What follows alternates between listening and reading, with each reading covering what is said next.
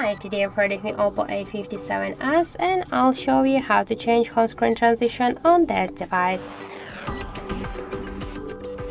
So now we can see that we have here set the default animation, and just to change it, let's just pinch or just hold for a while our device home screen, then tap the transition section, and here we can change our animation to one from these available animations. For example, I'll go with this real one.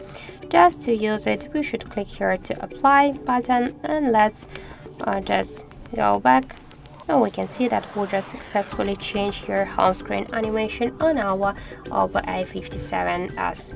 So that's it, thank you for watching, and if you find this video helpful, don't forget to leave a like, comment and to subscribe our channel.